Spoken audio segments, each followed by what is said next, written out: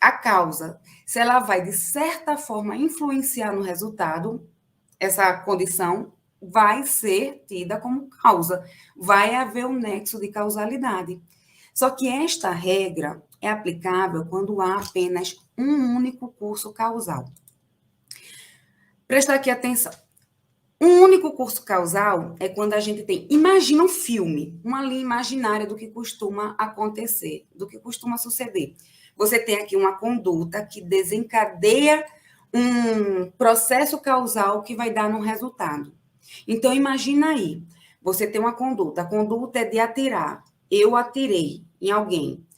A bala, a munição, atingiu a vítima caiu, foi hospitalizada, e aí durante ela não convalesceu, ela terminou falecendo. Então, até o resultado, eu, com a minha conduta de atirar, dei início a um nexo, a um curso causal.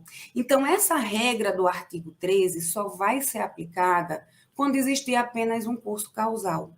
Quando de uma ação, de uma causa, a gente consegue traçar um processo causal até o resultado. A gente consegue visualizar como um filme essa historinha que acontece com o início da conduta. Mas nem sempre é assim. Vão existir situações em que outros processos causais vão interromper, vão cruzar aquele curso inicial do agente. Ou seja, tem aqui a conduta, está aqui iniciando o curso causal e vem outra causa ou condição. A gente viu na aula passada que para o direito penal é a mesma coisa, não tem diferença. Então, vem uma outra causa e condição e entra nesse curso causal.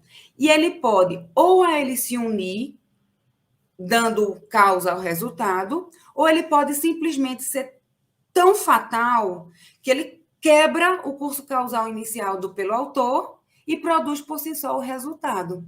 Nisso, isso consiste a superveniência das causas. Então, a gente pode ter dois cursos causais, dois processos causais. Um único, que é a ação, filmezinho, resultado, aplica-se teoria da equivalência dos antecedentes causais.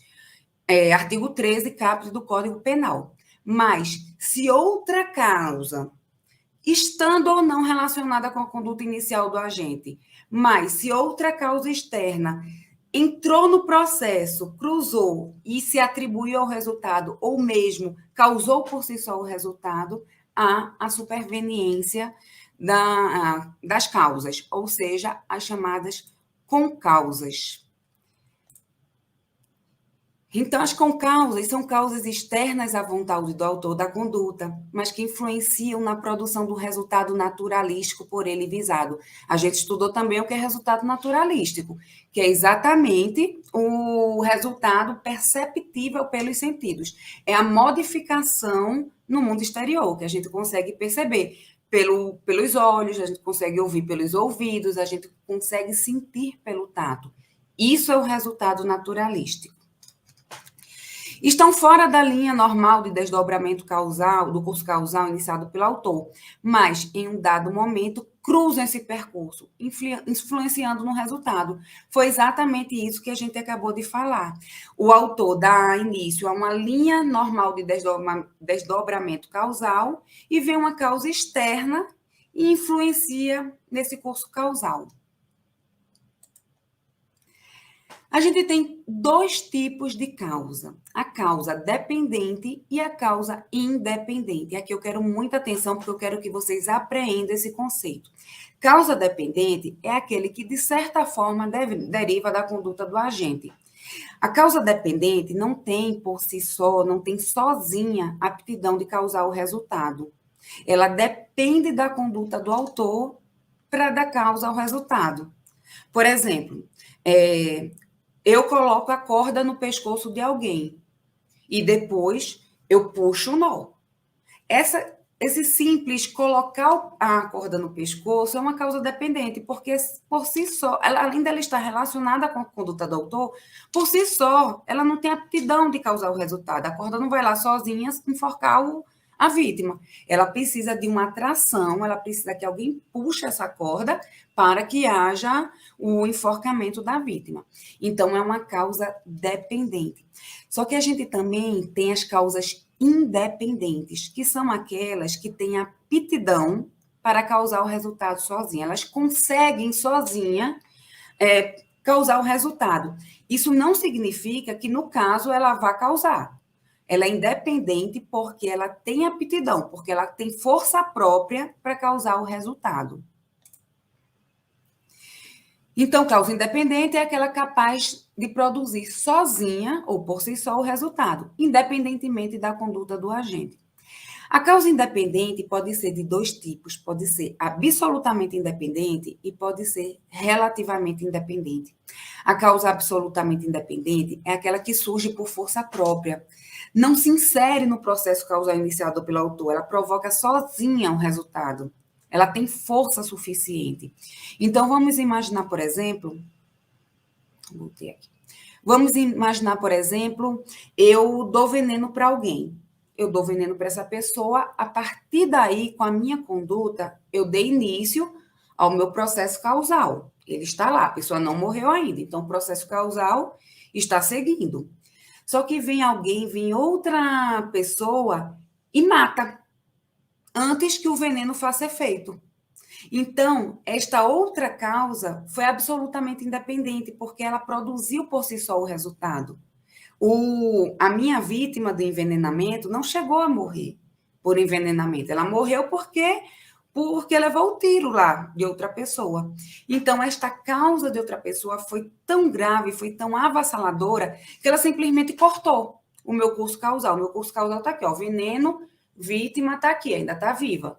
Já já ela começa a sentir os efeitos do envenenamento. Só que veio outra causa, e foi tão avassaladora que quebrou, que interrompeu e produziu sozinha o resultado. Então, isso é a causa absolutamente independente, é um exemplo de causa absolutamente independente. E também temos as causas relativamente independentes, que é aquelas que se inserem no curso causal iniciado pela gente. Por serem independentes, elas teriam por si só aptidão para causar o resultado. Só que elas vão se inserir e vão se alinhar à conduta do agente, podendo ou não, por si só, causar o resultado. Só que para o nosso Código Penal, a causa relativamente independente vai se ligar. Só tem um caso que ela pode excluir o resultado, a gente vai estudar já já, tá certo? Então, memorize isso aí. Causa independente é aquela que tem aptidão para sozinha produzir o resultado. Não significa que ela vai produzir no caso concreto, mas ela tem força própria para causar o evento. E pode ser absolutamente independente quando ela surge de uma forma tão avassaladora que ela corta o curso causal iniciado pelo autor e produz sozinho o resultado. Ou ela pode ser relativamente independente, que é aquela que se une à conduta do autor. Passando dali é uma soma, tem a causa dada pelo autor e a causa relativamente independente, que vai se somar ao do autor e ela pode, por si só, causar o resultado se ela for superveniente, como a gente vai estudar já já.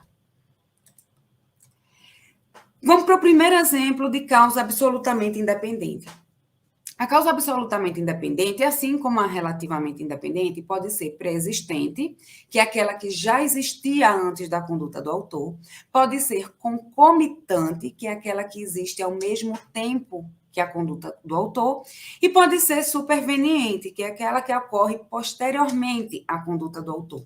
Em primeiro lugar, nós temos as causas absolutamente independentes, pré-existentes, que é aquela que já existia quando da prática criminosa. E por ela ser absolutamente independente, ela produziu por si só o resultado. No nosso exemplo aqui, coloquei um gráficozinho para ilustrar melhor. Às 14 horas, esse indivíduo aí, A, dá veneno para B. E B vai para casa. Tá lá, não começou a fazer efeito ainda o veneno. Só que tá lá no organismo dele. Uma hora vai começar a fazer. B chega em casa e vai dormir. Chega C, vê B deitado e dá uns tiros em B, matando B. A perícia chega à conclusão de que a morte se deu por envenenamento, e não pelos disparos de arma de fogo efetuados por C. Então, vamos recapitular. A deu veneno para B, que chegou em casa e foi dormir. Estava lá dormindo, quando chegou C, atirou. B morreu. Só que quando chegou a perícia, B não tinha morrido da lesão perfuro-cortante, tinha morrido do envenenamento. Então, foi o envenenamento, foi a causa que existia antes que causou o resultado. Não foi a ação de C. Então, C só vai responder pelo aquele resultado que ele produziu. Ele produziu a morte? Não.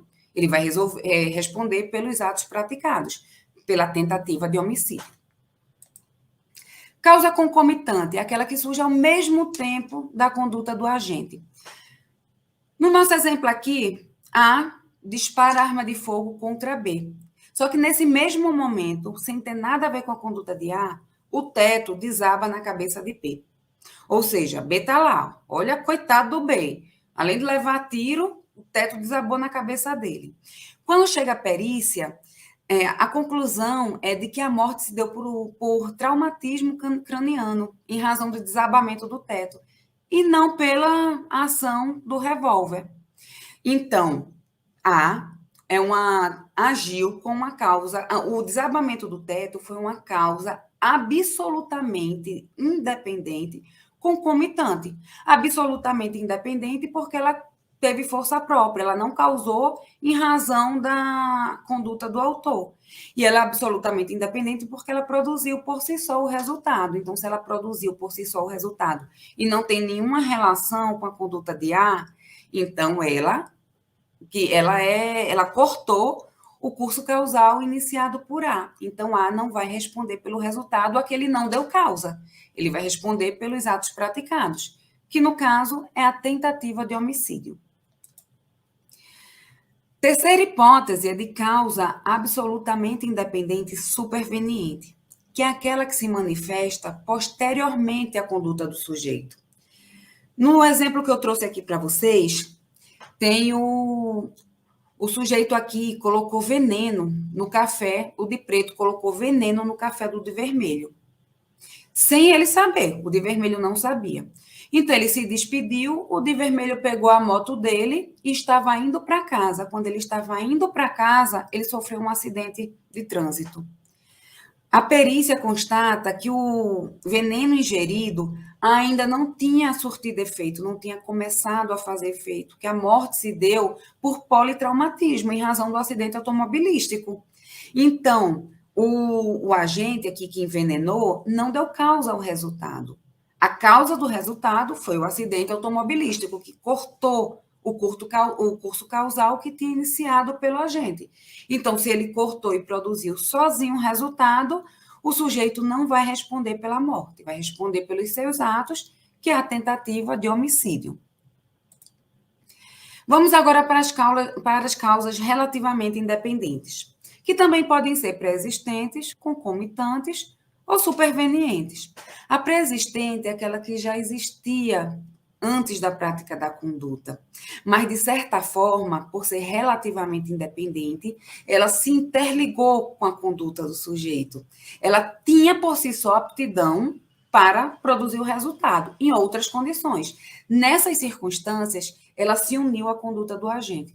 É o caso, por exemplo, do sujeito que é diabético. É diabético e vem o outro e dá uma facada numa região não vital. Por exemplo, dá uma facada no braço, só que em razão da diabetes, a vítima tem uma complicação e vem a falecer. A causa é relativamente independente, porque a diabetes teria condições de matar sozinha, mas em outras circunstâncias, não nessa. Nessa, a morte se deu porque ela se uniu com a conduta do agente. Então, aqui está o curso causal iniciado pelo sujeito ativo, tá? Que a diabetes já existia, se uniu no curso causal, continuaram juntas de mãozinhas dadas e produziram resultado. Então, o resultado vai ser imputável ao agente, de acordo com o dolo dele. Se o dolo era lesão corporal, ele vai responder pela lesão corporal. Se o dolo dele era de homicídio, ele vai responder pelo homicídio. Concomitante, aquela que ocorre simultaneamente à conduta. É o caso, por exemplo, do sujeito que vai disparar contra a vítima, que na hora sofre um infarto, com susto do disparo. A perícia constata que a morte se deu pelo infarto. Se a morte se deu pelos tiros, não há nem que se falar em concausa. É um curso só, um único curso causal, que se iniciou com a conduta e redundou na morte. Mas, se a vítima morreu em razão do infarto, a gente tem outra causa que foi relacionada com a conduta e produziram juntas o resultado. Afinal, se a gente aplicar a teoria do equivalente, da equivalência dos antecedentes causais, se a gente retira a conduta do agente, do disparo de arma de fogo, a gente não tem o resultado morte. Então, esse resultado vai ser imputável ao agente. Agora vamos para a superveniente. A superveniente é a única que precisa de uma atençãozinha especial, porque ela é tratada expressamente no Código Penal. Olha o que o parágrafo 1º do artigo 13 fala. A superveniência de causa relativamente independente exclui a imputação quando, por si só, produziu o resultado.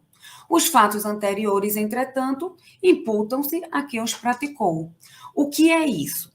A gente tem que ver causa relativamente independente, é aquela que está ligada com a conduta do sujeito e que tem aptidão, por ser independente, ela tem aptidão para produzir sozinho o resultado. Só que no caso concreto, a gente tem que ver se ela causou ou não o resultado por si só. E como é que a gente vai ver se ela causou ou não o resultado por si só? De acordo com a teoria da causalidade adequada. Se aquela conduta, mesmo sendo de acordo com a teoria da equivalência dos antecedentes causais, causa do resultado, se ela não for uma causa adequada, de acordo com a regularidade estatística, ela não vai ser considerada causa do resultado. Vamos para os exemplos que fica mais fácil.